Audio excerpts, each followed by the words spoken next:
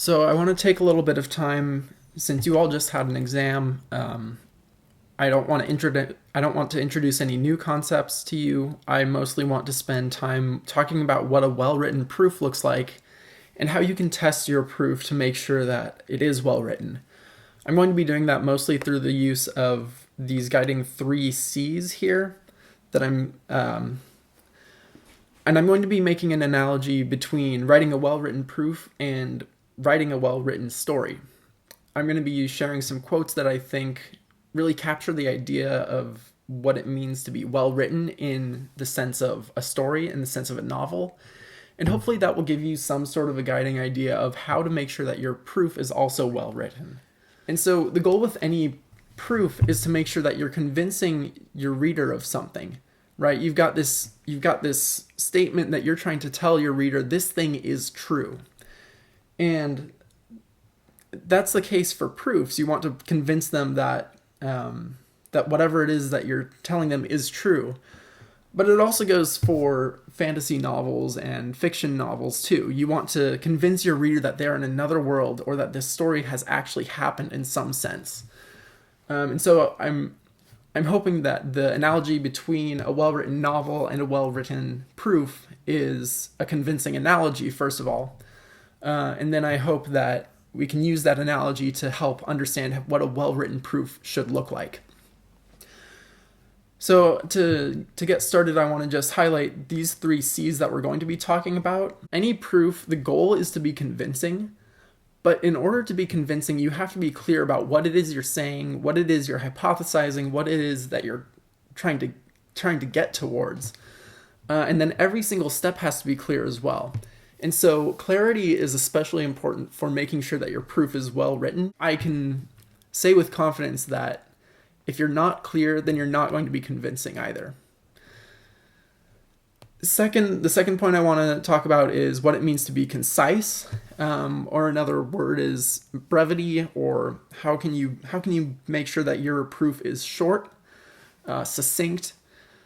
A lot of times people will be overly verbose about what they're trying to say, and they'll throw in a whole bunch of extra words. They'll try and say, use a bunch more symbology than they need to in order to try and get their point across. But in order to be clear, you've really got to be concise too. A long-winded, overly complicated explanation is far less convincing than a short, clear proof. So I feel like a lot of times my explanations fail to be concise when I'm doing these sort of lectures, but I hope that that's an example of what not to do, okay? So when you're writing a proof, you want to be concise, short and sweet, but still clear. And then third, you definitely want your proof to be convincing. That's kind of the end goal, to say, well, we've got this proof that goes from point A to point B. I want to take you along this journey to see that supposing A is true actually does lead us to B. So let's take a little bit of a closer look at what it means to be clear. So here are some quotes by C.S. Lewis that he wrote to a girl named Thomasine. I'm not sure how to pronounce her name, but a 7th grader whose teacher had assigned her students to write a famous author for writing advice. So this is direct writing advice from the author C.S. Lewis. I think that these quotes about clarity are fairly telling. The first quote here says, "Take great pains to be clear. Remember that though you start by knowing what you mean, the reader doesn't, and a single ill-chosen word may lead him or her to a total misunderstanding. In a story, and I hope that you believe in a proof as well, it is terribly easy just to forget that you have not told the reader something that he or she needs to know. The whole picture is so clear in your own mind that you forget that it isn't the same in his or hers."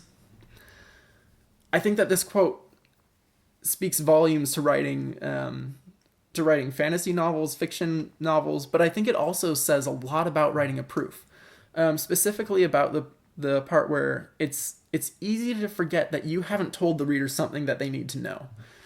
So you might have this clear path in mind from A to B. You know exactly what you're trying to say, but you forget that maybe the reader doesn't know what the definition of an even number is. Or maybe you have assumed that the reader already knows what it means for one number to divide another. Well, you can't make those assumptions when you're writing a well-written proof. You have to make sure that every single thing that you're saying means exactly what you need it to, and you have to make sure that the reader understands exactly what you're saying as well.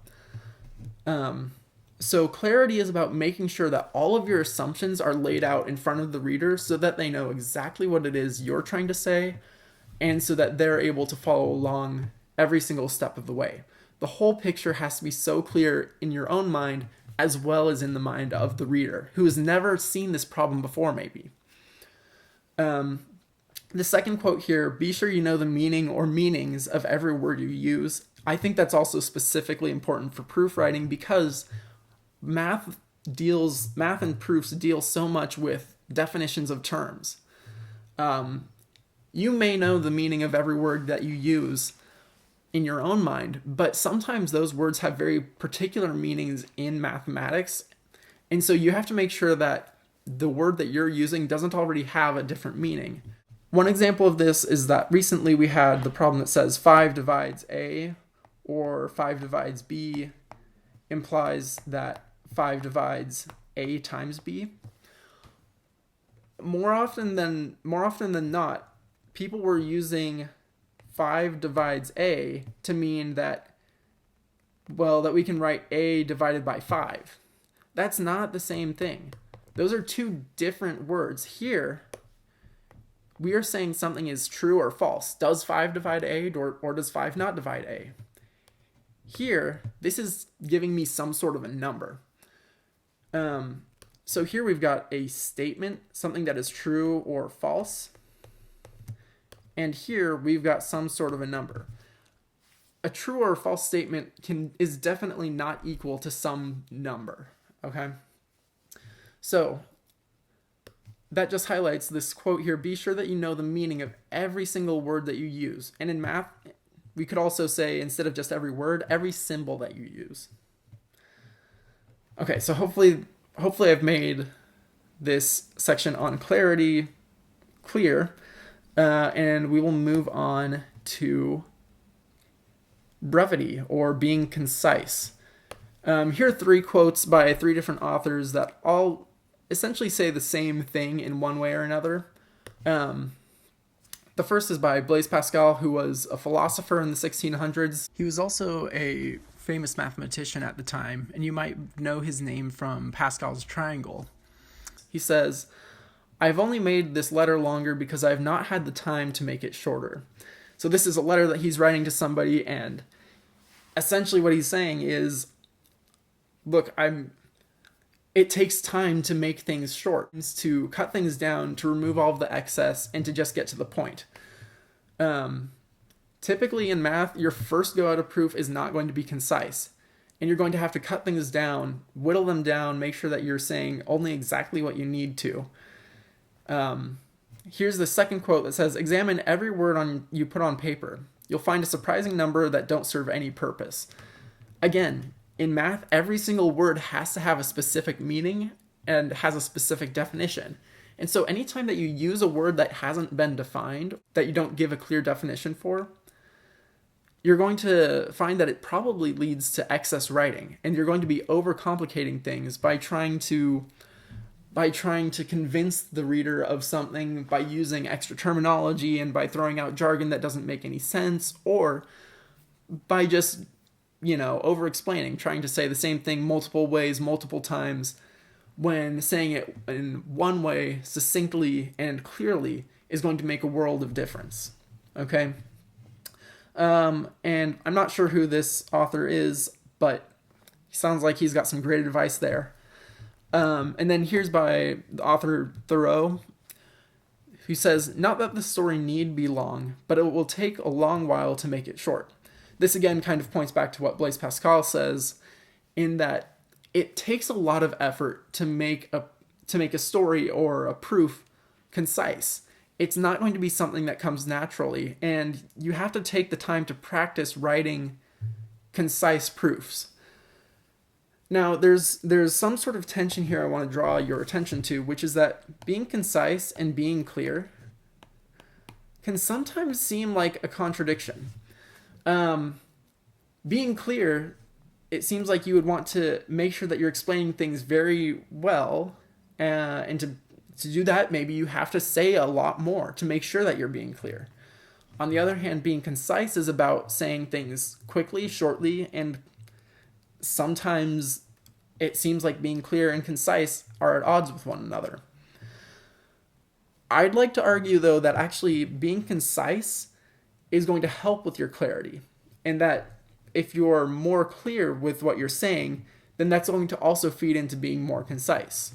To try and convince you of this, if I were to give you a long-winded explanation about what it means to be concise, and I keep using different words that don't really have any meaning to you, so I keep using the word dak and snood, and you don't know what it means to be dak or snood, that's not going to end up being very clear. So my lack of concision, I think that's a word, leads to overcomplicated and perhaps overwhelming amounts of information. On the other hand, if I decide to throw all of the clear terminology out the window, and if I decide to instead of using specifically the definition that I've been given of 5 divides a, and I start saying stuff like, well, 5 divided by a then is 17k plus 3, something like that, the relationship between these two things isn't clear. And what that's going to end up leading is, it's going to end up leading us down this path of overly complicating explanations and making those explanations longer and longer and longer, when really all that 5 divides a means is that there is some number so that I can write a as 5 times that number. That's all that it means. Nothing more, nothing less. And so having a clear use of our definitions and terms is going to lead to shorter proofs and more concise proofs. And similarly, having a concise proof is going to help lead into clarity. Okay, so finally, I want to talk about what it means to be convincing. Obviously, the goal of writing a proof is to be convincing, to convince the reader that the thing you're trying to prove is true.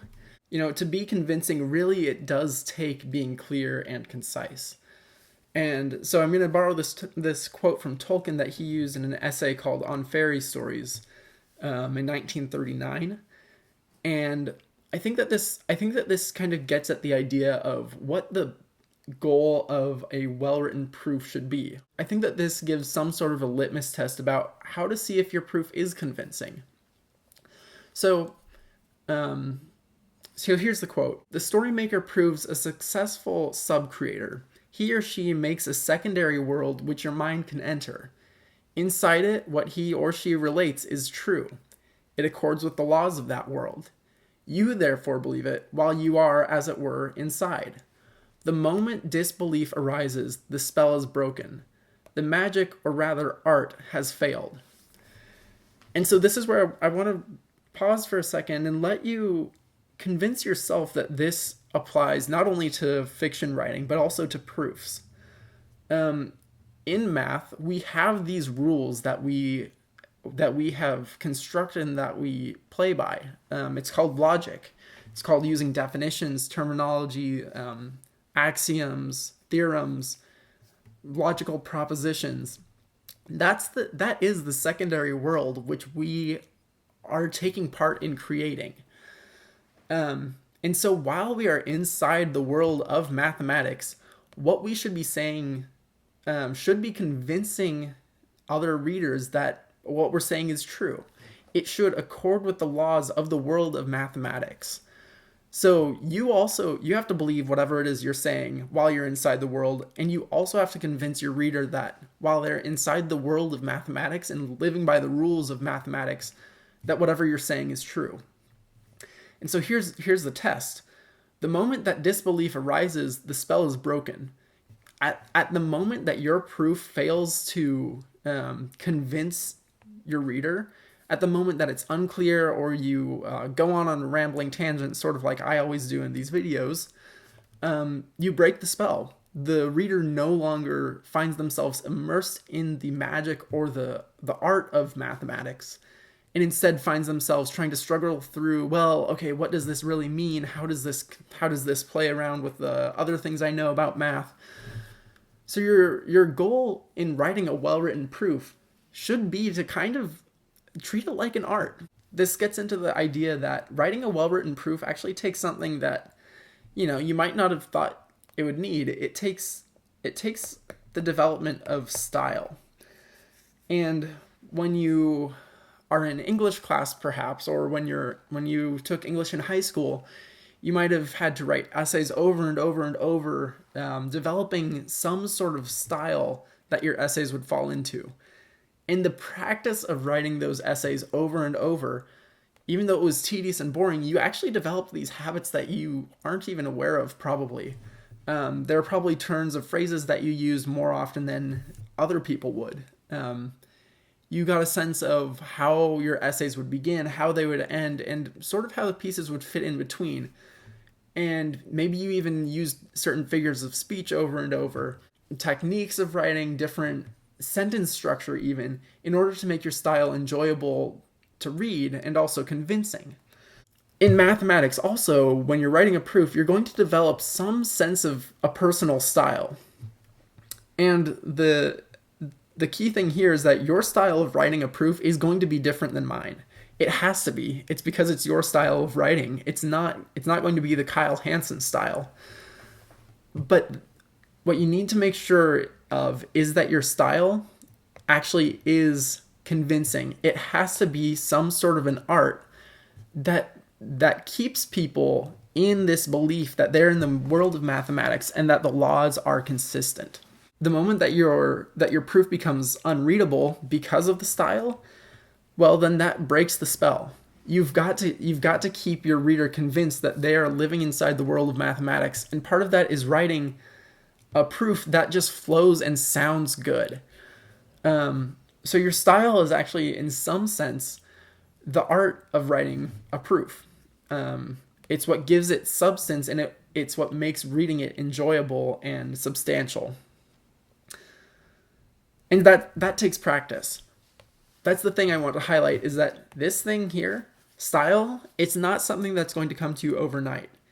Instead, it's going to be developed through writing a proof after proof after proof after proof and reading through other people's proofs as well.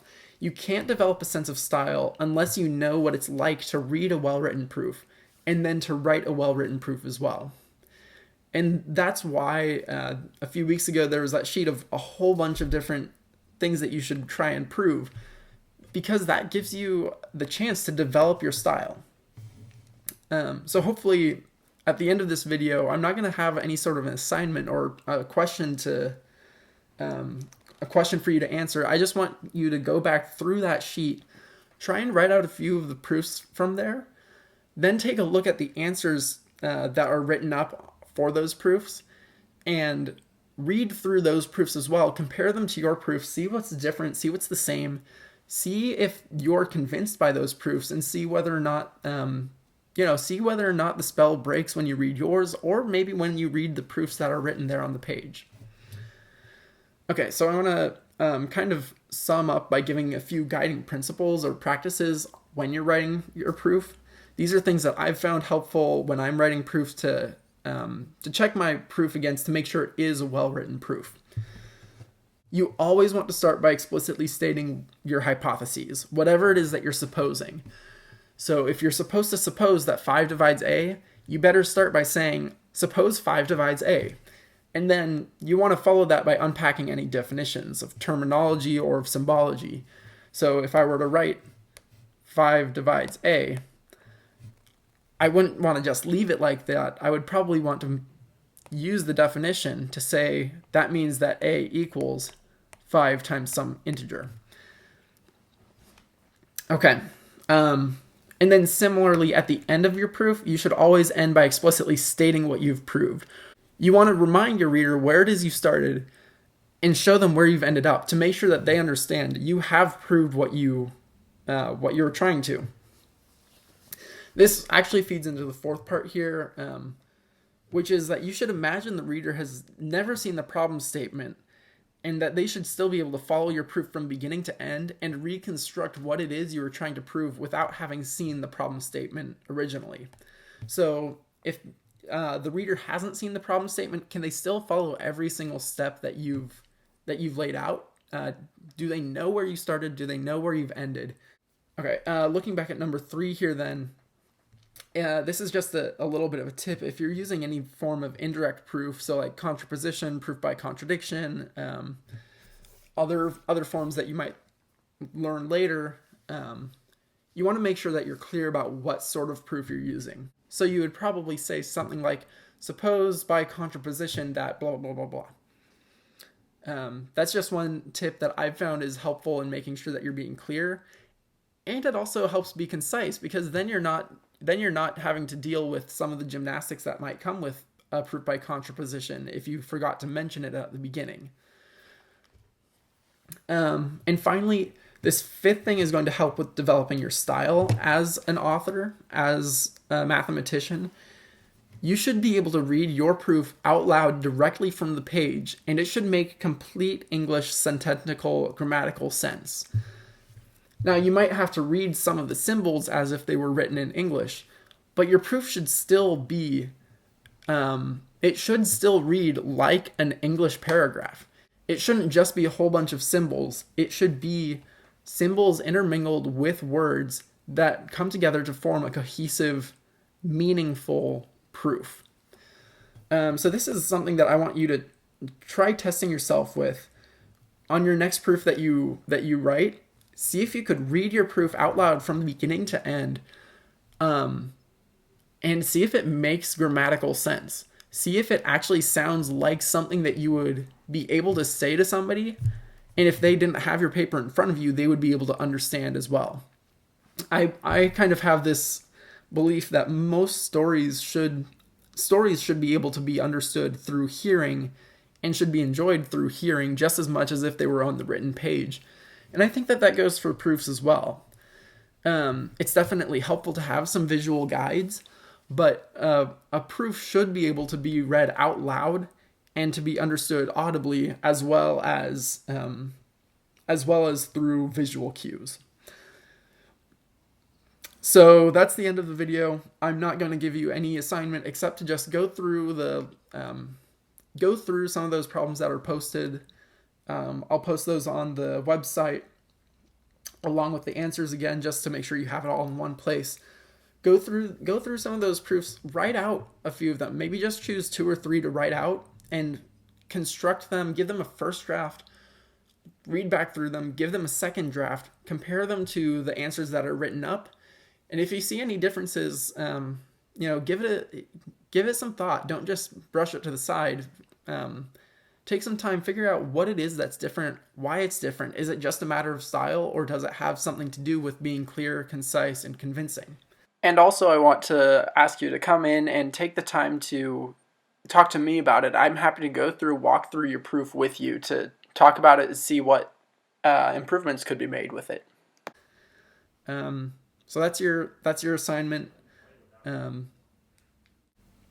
that's the end.